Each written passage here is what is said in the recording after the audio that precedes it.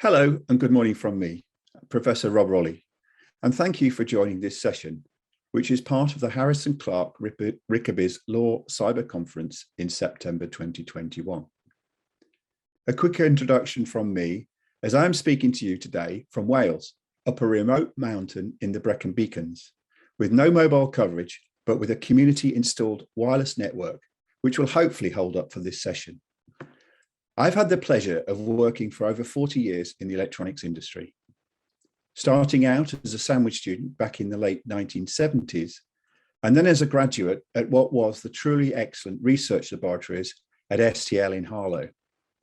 It was at these labs where optical fiber data transmission was invented and pioneered by Charles Kao, who was awarded the Nobel Prize in Physics in 2009 in recognition of his efforts. I worked there on what was then the latest technology in radar, with new things called microprocessors and GPS systems. I was designing and building hand-coded bit-slice processors that could execute a then impressive 10 million instructions per second. How things have improved since then. They're now approaching 10 giga instructions per second. That is an increase in performance of 1,000 times. Not a bad improvement. After 20 brilliant years there, I then worked for Motorola, managing their acquisition of an SME, who was designing and manufacturing telecoms hardware and software. And for at least the last 20 years, I've worked in defense and security, and have worked with, on collaboration with, if not all, of the UK defense primes, and built many partnerships with SMEs and universities. More recently, I've been supporting UK Department for International Trade as a cyber and technology specialist for the Western Gateway and the southwest of the UK. And I'm now working for the Knowledge Transfer Network as a knowledge transfer advisor for Wales. My day job is now working with companies and universities in Wales to create and deliver value-adding knowledge transfer partnerships across many technology sectors. Cyber is, of course, a cross-cutting and ever-present important consideration. The technology industry has always moved at pace, with today being slower than what tomorrow will bring.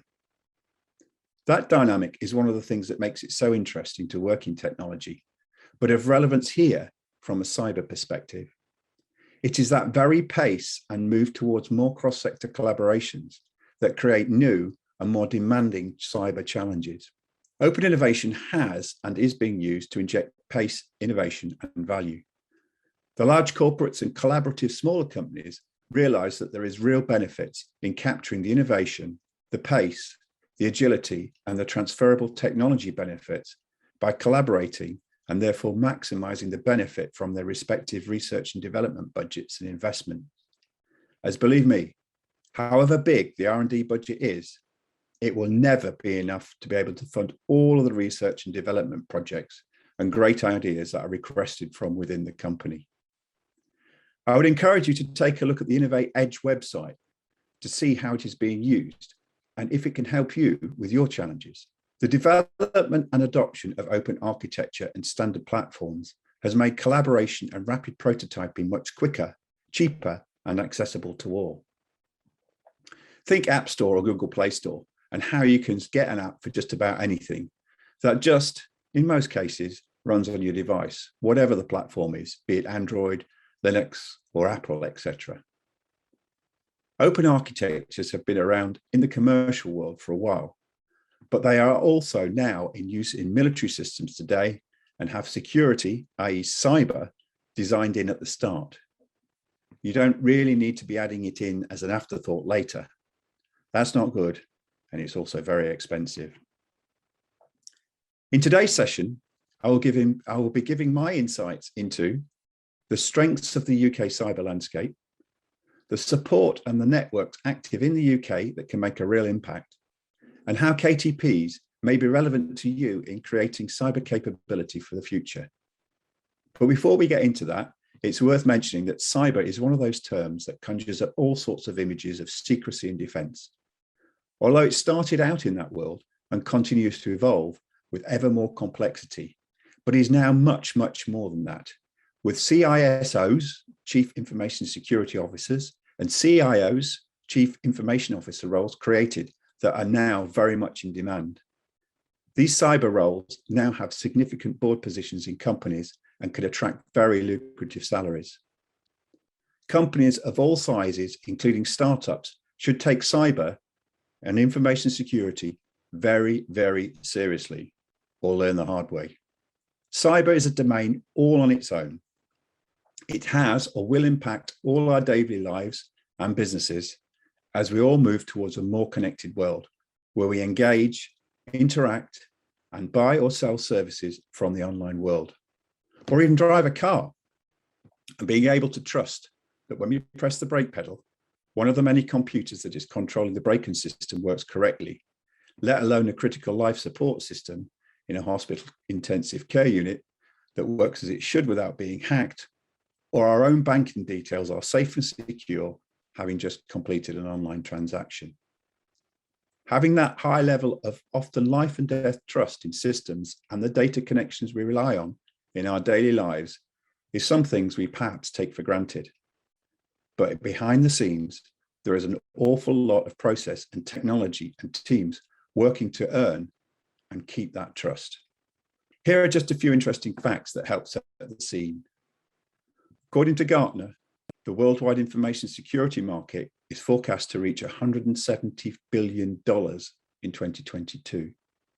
According to CyberInt, 95% of cyber security breaches are caused by human error.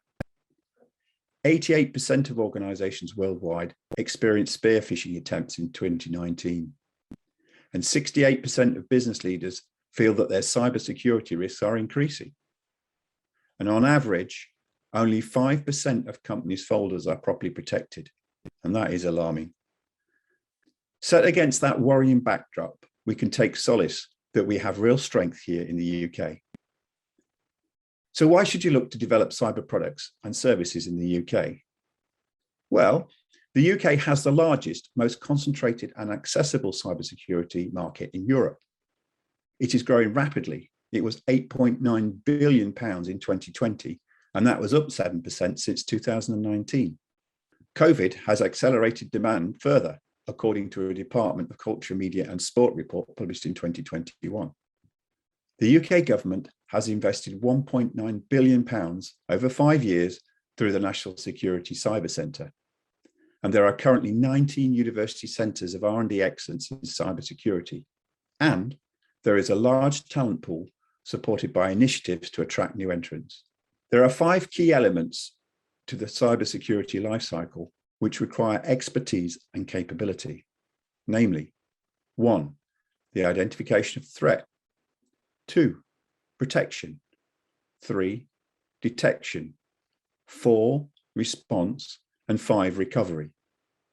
It is reassuring to know, however, that the UK has all of these covered with several distinct clusters of cyber expertise in London, Belfast, Manchester, Gloucester, Cheltenham area, in the Midlands, Malvern and Worcester and Hereford, Bristol and Bath, Thames Valley, and of course here in South Wales. In total, there is a growing 20+ cyber community clusters. The UK also has a strong academic presence with currently 19 university centres of R&D excellence in cybersecurity. Again, we have real strength in Wales, both with the Welsh universities being active in cyber, as well as many big industrial companies like Airbus, Thales, PricewaterhouseCoopers, and many others, all active in Wales. No doubt Dr. Pete Burnap will be talking more about the activities at Cardiff University in his session. In addition to the academic centres of excellence, there are also universities having centres for doctoral training. They include 5 to 6 months PhD projects through EPSRC that are active at Royal Holloway London, Bristol and Bath, Oxford, and UCL London. But for those with product close to market, Innovate UK runs many general and themed calls, providing approximately 25 to 100% funding of grants that range from £25,000 to £1 million available. If you aren't aware of it, take a look at the Cyber Exchange. The Department of Culture, Media, Sport and Tech UK have developed Cyber Exchange to help map the UK cyber security sector. This is an online platform and helps organizations discover innovative cyber companies, supports investment, and highlights key opportunities across the UK sector. It continues to map the UK cyber sector, promoting cyber capability across the UK. It helps stimulate investment in the cyber sector by giving organizations the tools to understand the cybersecurity sector. It also promotes engagement across national, regional cybersecurity clusters. And it provides an easy-to-use platform to access the latest opportunities and events from both industry and government. So if you are on the lookout for opportunities or capabilities, it may be worth a look at. Here is what I got when I looked at a local cyber company, Wolfbury. I would now like to draw your attention to the Digital Secure by Design Challenge. Again, that is one of those terms that is used in many contexts, but here I'm specifically referring to an active project that is addressing the architectural design of computer chips that are just about everything. The issue is that cybersecurity is focused on the configuration management, best practices, monitoring, and patching of software. Major software manufacturers are generating more and more software to enable more secure services and applications. But still, a single software vulnerability can open the entire system to attack and loss of data. Approximately 70% of all declared computer vulnerabilities are related to how the CPU lets software access memory. This weakness in digital systems has been known about with solutions research since the 1970s. But in order to move the needle on this, the Industrial Strategy Challenge Fund, Wave 3, has made available a fund of 70 million, 180 million pounds of industry co-investment available to address this. This is now supporting the industry-defined challenge to overcome the market failures that have stopped this being fixed. The Digital Secure by Design program is realizing a secured by design solution, which can block the negative effects of such vulnerabilities. The vision is that by 2025, this challenge aims to overcome the market failures and radically update the foundation of the insecure digital computing infrastructure that underpins the entire economy. This challenge is investing in projects that help the UK digital computing infrastructure become more secure. Cybersecurity is a major government strategic priority, and the World Economic Forum Risks Report in 2018 lists data fraud or theft and cyber attacks as a key global risk. The challenge is made up of £70 million to invest in technology platforms and support the software development and business-led demonstrations. And the funding is being matched by 117 million from industry. The scope of this challenge includes implementing updated hardware architecture, developing the software and system development tools that will run on it, and demonstration in it at least 2 industry sectors. The challenge covers 3 areas of activity: the creation of a technology platform prototype, collaborative research and software development, enabling use of up to 4 business-led demonstrations, and finally, a new and secure computer hardware approach proven in at least 2 major industrial markets that will protect against at least half of the known and associated future technological vulnerabilities. It is this new hardware architecture that will provide extra levels of protection, again reinforcing one of my earlier points, that to have effective cyber protection, you have to design it in at the start. Having it as an inherent part of the chip's architecture is a very good place to start. For more details, please find it online here. I'd now like to mention the KTN Cyber Academic Startup Accelerator program. This is the only UK-based pre-seed accelerator program in the cybersecurity ecosystem. This program provides expertise, knowledge, and support to convert those academic ideas into commercial products in the cybersecurity space. By means of context, according to the government's latest 2021 cyber sectorial analysis report, the UK cybersecurity sector has now expanded to be worth £8.9 billion. This burgeoning sector, which increasingly affects all our lives, requires a pipeline of new products. And that is what Cyber ASAP is all about supporting. In helping accelerate the rollout of promising ideas from university, Cyber ASAP provides a dynamic interface between government, cybersecurity academics, and the business and investment communities, which is so vital to the health and development of this vital sector. It has been cited as a successful case study in the UK government's July 2020 UK Research and Development Roadmap, and is now in its 5th year. It contributes to a core objective of the UK Government Department of Digital, Creative, Media and Sport to develop and sustain a security sector that meets the national security demands as part of the government's 1.9 billion national security strategy. To date, this project has delivered 47 graduate projects, attracted an additional £15.7 million in further funding. 9 of the projects to date have gone on to feed into other cyber DCMS funded accelerator programs.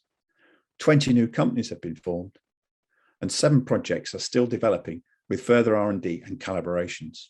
2 have become licensed, and there are 2 acquisitions, including by Google, now open source. And at least 2 projects have made details available open source. Cyber ASAP is tracked in Bowhurst.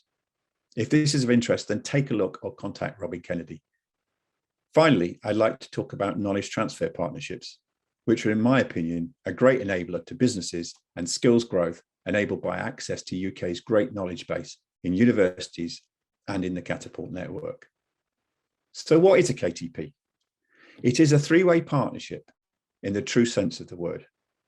The 3 partners are: 1, a company which needs an innovative solution; 2, the knowledge base, which is either a UK university or Catapult; and 3, an associate. They are typically a recent graduate or postgrad to postdoc who is employed to work with at the company. A KTP is company driven and provides a strategically important, high impact project that is needed for the company to grow. This partnership with an academic team provides access to research, expertise, and facilities to address an identified business capability gap. The KTP delivers new capabilities and a sector-leading innovative product or process. And to date, they have helped over 12,000 UK businesses. Some stats: £218 million has been invested in KTPs, of which 82 million is industry and match funding. This has been shown to have added £1.7 billion to the UK economy, which represents an 8-to-1 investment return for every pound invested. KTPs account for 5.5% of all UK RI projects. And there are over 105 knowledge-based partners to work with and 838 associate places in over 739 businesses. These are impressive stats and they're growing. It's also about creating new skills for the associate who is employed. The average age of an associate is 31. 65% have a higher degree and 27% are female. Post-KTP, 69% of the associates are offered a permanent role at the company. And of those, 72% have been employed. So it's a great way of recruiting and growing capability organically. So looking a little deeper, a KTP typically is a project between 12 and a maximum of 36 months. Anything below a year really doesn't make much financial sense. As mentioned, a KTP is a 3-way partnership with the associate being embedded within the company. Financially, it's a subsidised scheme with the approximate 90k 3-year cost being supported by the KTN. The company only pays a third of the cost if it is an SME or half if it is a large corporation. And financial support in Wales is even more generous for SMEs in that they only have to pay a quarter of the cost. So what makes a good KTP? A KTP must support the company's strategy in delivering demonstrable value. It must deliver value for the knowledge base, the university or Catapult, and provide a development opportunity for the associate. There are also management KTPs or MKTPs available. The difference here is that they are focused on business or operational process and an equally important part of the growth of a company and complement the technology and innovation KTPs.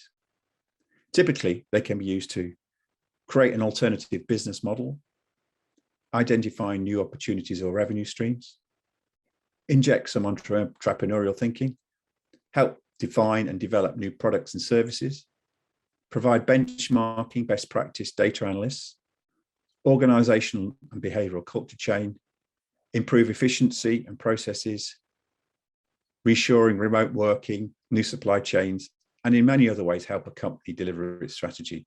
A long list of options. They all have access to the leading UK academics and business schools. That can be very valuable. As I mentioned KTPs, what I'd now like to do is give some examples of where different industries have used them to great effect. I'll give a couple of case studies, some of which are in other industries other than cyber, but some will be in the cyber industry.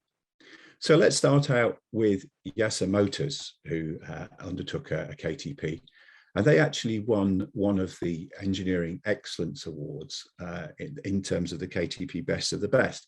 And what this was all about was a motor manufacturing company, Yasser Motors, working with Oxford Brookes University to improve designs, the manufacturability, and the performance of electric motors for mass production. Very relevant as we go towards zero carbon and more electric motors.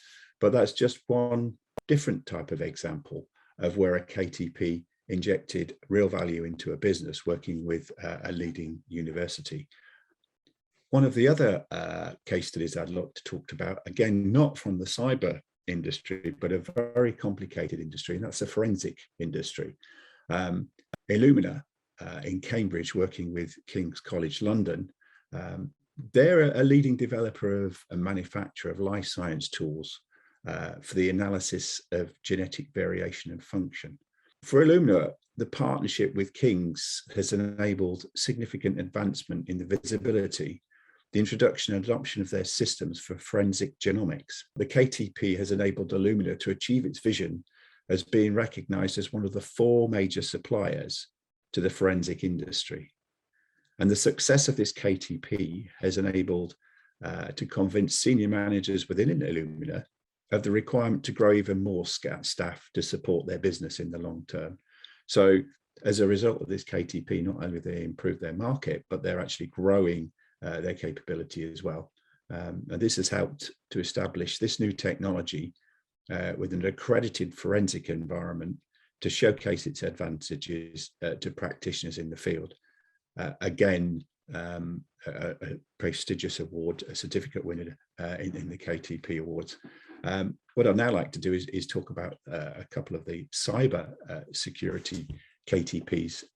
One of those is with Queen's University Belfast, who are well known in the cyber community through their Centre for Secure Information Technologies, the CSIST. This KTP was with Queen's and Amplify. They've been working on a 2-year KTP, which took on extra significance last year with a huge growth in the number of people working at home during the pandemic. And what happened was that CSIS shared its world-leading cybersecurity expertise with Amplify, who are a specialist in building cloud-based software, to enable the development of a new product called SaaSguard, System as a Service, Software as a Service, which addresses emerging security threats against cloud application. In this instance, SaaS is software as a service, and that's a method of delivery of software that allows data to be accessed from any device with an internet connection and a web browser. So Amplify developed a suite of automated tools to view and control how all of these SaaS applications are adopted by users. Using this information technology can help organizations keep their customers and staff safe while working remotely. I mentioned before the Cyber ASAP, the Academic Startup Accelerator program. And I'd like to just give you a little bit of an update on that, in that we've now announced the final 10 academic teams with startup potential. The chosen academic teams, all of which are looking to create commercial impact from their cyber innovations, will now develop their proof of concepts ready to present to industry at a demo day in 17th of February next year. So if you're interested in attending, look at the Cyber ASAP website. But 24 university teams from all over the UK started this in April, and now the 10 selected finalists will progress to phase 2, which will put them through their paces as the KTM team and network of mentors provide a unique package of training and support that help the academic teams exploit their research from the lab out into the market. And that a whole range here is from cryptocurrency to protecting children from online harm, from AI in policing to sharing confidential data sets. The diversity of the project shortlisted for this final stage reflects the benefits of cybersecurity's impact. The 10 final teams of projects are cyber signature, which is an online authentication using behavior profile. And this is all about delivering secure and frictionless online checkout authentication with digital behavior intelligence. FedCam, that's a secure federation for visual sensors like cameras. That's the University of Wolverhampton. And that's a new federation of AI-based cameras to transform crime and detection policing. MLighter, shedding light on machine learning blind spots. That's Middlesex University. And that MLighter automatically discovers blind spots in machine learning systems through adversarial scenarios. And as machine learning systems become more prevalent, again, you can see the relevance of that. OCERT, University of Hertfordshire, that's online investigations, a legal thing about simplifying the capture of reports to the court. Again, interesting diversion there. TAMAS, timing anomalies as an indicator of malintervention in automation systems. That's the University of College of London. And that's looking at building management system, how if they've been tampered with from a single box solution. TensorCrypt, democratizing encrypted data analytics. Royal Holloway, University of London. And that's empowering organizations to securely share and unlock value in confidential data sets. The Royal Imperial Black Box, which is a low-cost and novel approach for enhancing power system cybersecurity, featuring moving target defense. That's Imperial College of London again, enabling the survive sophisticated cyber physical attacks by the use of the additional black box. Trust Me, secure and trustworthy AI platform, University of Wolverhampton. That's adding trust, quality, and explainability to AI-based applications in fintech. Ultranet, University of Essex, and that's using machine learning to protect children and vulnerable adults from online harm. And finally, Wallet Find, a forensic solution for cryptocurrency, e-discovery, recovery, tracing, and auditing. That's University of Bristol. So that's all about discover it, recover it, control it. It manages your cryptocurrency wallets. And that's something that you hadn't have heard a few years ago. So I hope you find out there that KTPs cover a wide range of technologies. There's lots going on in cyber. So I'd encourage you to look at the KTN website. Hopefully you found that context useful for the KTP. Okay, that's a lot to digest, but hopefully I've left you with a more informed picture of the strength of the cyber community and network and the support that is available to you in the UK to help propel your business. So in closing, I'd like to thank you, the audience, for listening. Dr. Chris Moore, who is the cyber technology specialist for UK for the DIT material, his contact details are here. And Robin Kennedy at the KTN for the material on cyber asset and digital secure by design. I hope you found this morning's talk of interest and stimulating. Wales has so much to offer for businesses, leading research in academia, for the next generation of engineers and scientists learning, or just starting out on their career, as well as those that are already in employment and looking to develop further. There is a real skill engineering shortage now in cyber and data analytics, and this will get even more acute as industry and commerce deliver more digital services and products. Hopefully you will have found the support and development mechanisms I have mentioned today of relevance, and you can now get connected to the many active and vibrant networks to find out more. Technology Connected is a good place to start. This represents the voice of technology industry in Wales. And of course, the great option of KTPs to embed knowledge and capability into your organization and build long-term beneficial relationships with academic powerhouses. Please contact me at the KTN if you'd like to talk more about potential KTPs in your organization. So with that, it's goodbye from me and this session. Until the next time.